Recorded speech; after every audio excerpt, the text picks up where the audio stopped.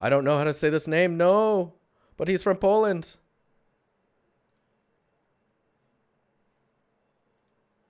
I don't know.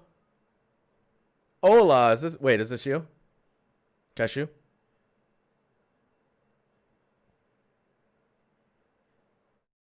Is it Casper? Really? I like it. It's cool looking. All right, so let's see here. Not really. All advice for future works projects is very appreciated.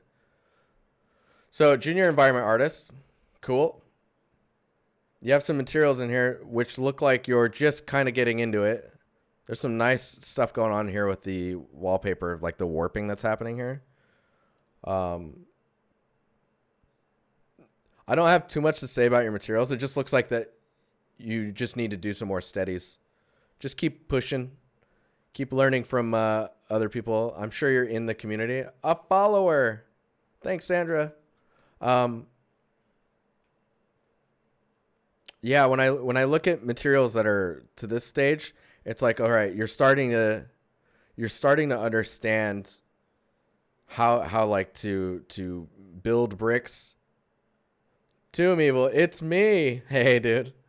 So you're understanding how to build bricks. You're starting to understand how to layer materials, and you just haven't gotten into the control part yet, right? So like where this material starts to happen, you're seeing it's chipping away at the bricks, where the bricks should probably be going under it. And so it's more about figuring out how to sort your height maps so that they blend together in a way where it makes sense to you, or where it makes sense physically.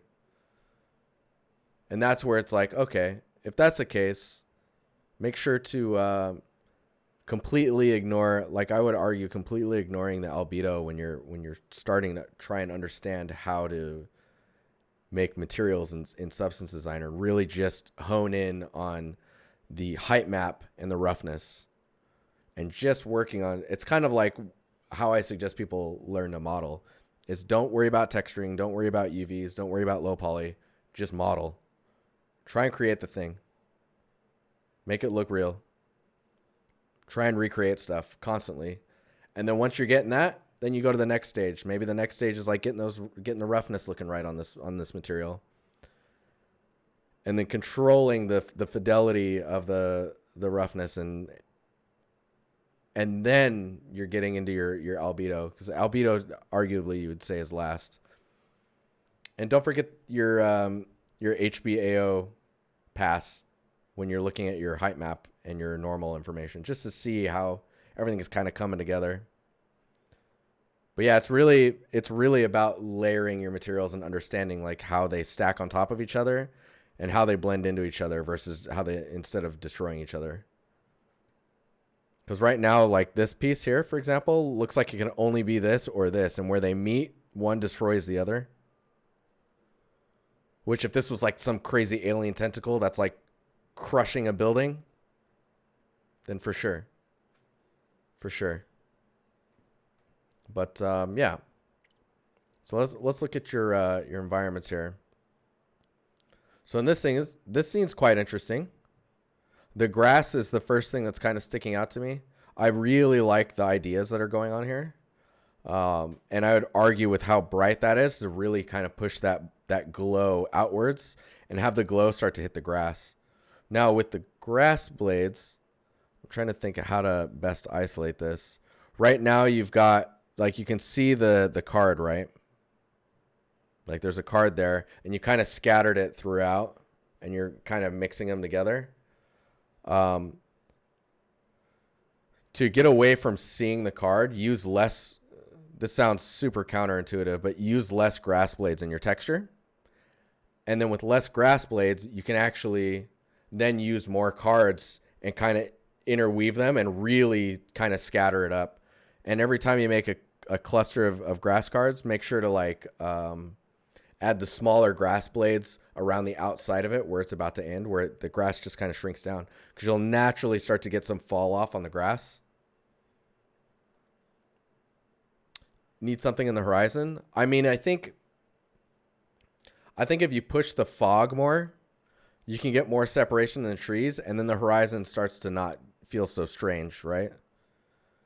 So I would just add like, take this group of trees, dupe it, and move it behind it one whole like unit. I don't know what that unit would be, but like if this is your cluster of trees, take that cluster and move it back until it's not intersecting.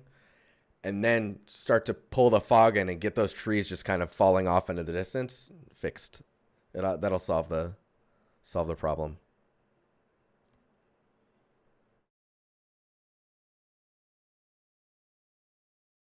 But yeah, there's not too much. I mean, this scene's not trying to do too much. So I think the main thing to focus on is the focal point, composition with the trees, using fog to kind of push the trees back, fixing the grass so that there's the blades, or there's less blades and you can really kind of work with it. Don't forget that the grass can be taller in some areas and shorter in others. Think about protection when it comes to grass. So if grass is really close to a tree, it's protected by nature. Whereas grass that's in a path, people always walk in the path, that grass is going to die or get really short and kind of like trampled all the time, right? So think about where grass is safe and where it's not, and that should dictate how tall or short the grass is. Also, the color, saturation and value can really be pushed up and down, and then it can become greener or more yellow and white, depending on the light that it's receiving and the nutrition that it has in the soil. You can really simulate like where water pools in the soil. Grass can get really lush and green there as well. Unless people are walking there, then it's getting trampled all the time.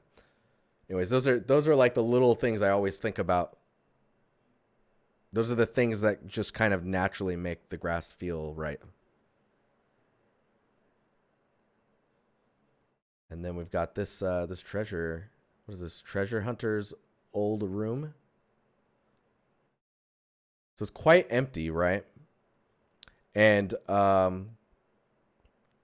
it to be a treasure hunter's room, the focus is really on the map, right? And the chair.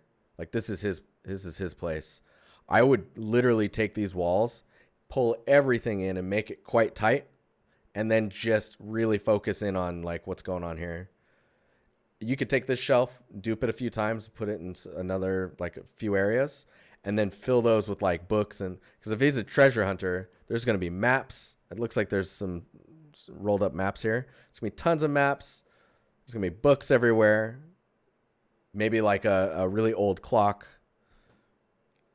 a rug.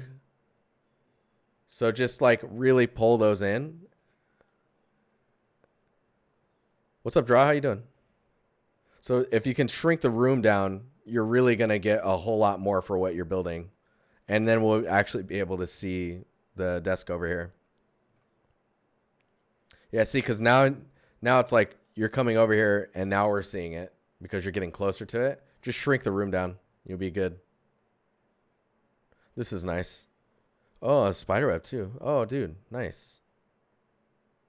So yeah, I think the lighting is also lacking a little bit just because it's hard to read what's going on. See how you're really stretching the light out this way, which means that the light source is quite low. So is that moon setting or rising, or, you know? But if you shrink the room, then the window's right here, for example, and then the moon can be high and would be casting a shadow or a light ray across the desk. The chair is also feeling a little like, don't be afraid to go into the geometry here and pull these dimples in, just so it gets much more like shape to it.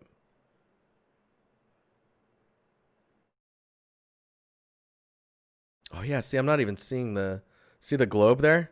You could totally put that here. You put the globe here, papers around the desk a little bit more. The window's really close. You're going to get light on the globe. You're going to get it on the table.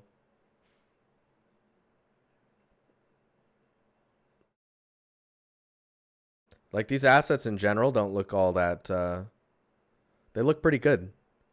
And I think the vertex painting on the wall is kind of fighting you a little bit. Draw, you actually have to apply, which I think we can open up.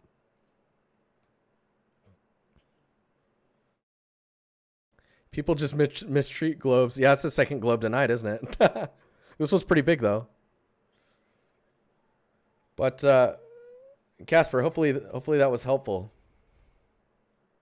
Maybe more windows. You can maybe like one more, two more maybe.